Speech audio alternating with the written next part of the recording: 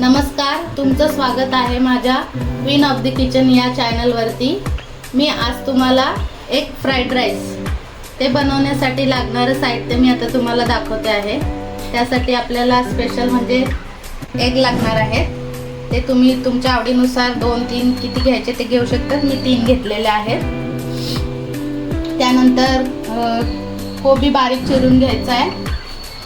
कांदा घ्यायचा आहे, बारीक 2 कांदे घेतलेले आहेत आणि शिमला मिरची बारीक कापलेली आहे, कोथिंबीर, गाजर घेतलेला आहे आणि हिरव्या मिरच्या।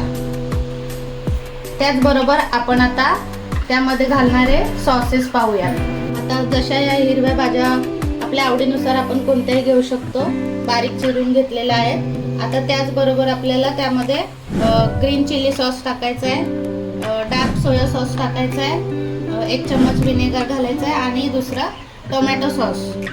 आता तर चला आपण बघूया रेसिपी कशी बनवायची ते। चला तर आता आपण कृतीला सुरुवात करूया। पहिल्यांदा आपल्याला त्यामध्ये तेल घालून घ्यायचं आहे।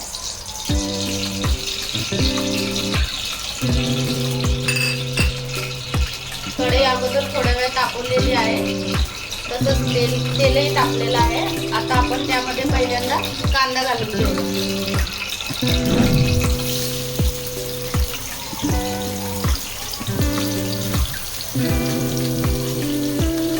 नंतर हिरवी मिरची,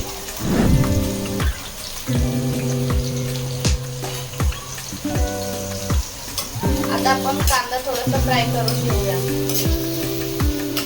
तेलामध्ये व्यवस्थित त्याचा कच्चापणा घालून घेऊया।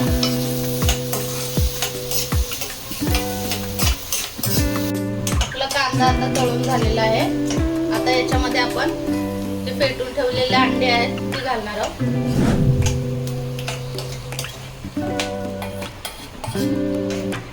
त्यालाही व्यवस्थित शिजवून घ्यायचं आहे अंड्याला।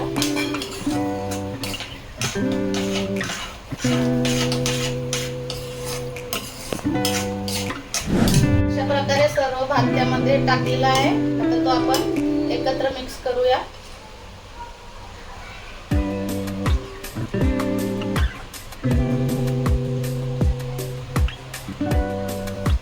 सर्व मिक्स केल्यानंतर त्यामध्ये सगळीकडे मीठ पसरतं।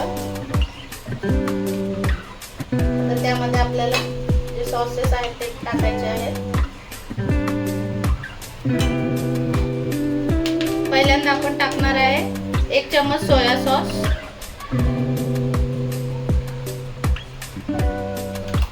आता आपण टाकणार आहोत ग्रीन चिली सॉस, तो 1 चम्मच टाकून घ्यायचा आहे।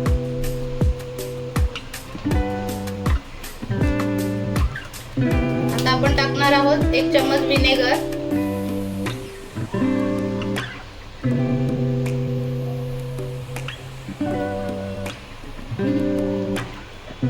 आता थोडंसं टोमॅटो केचप,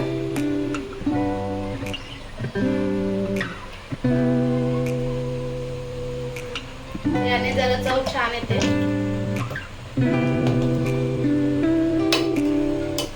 आता हे सर्व सॉसेस आपण मिक्स करून घेऊया।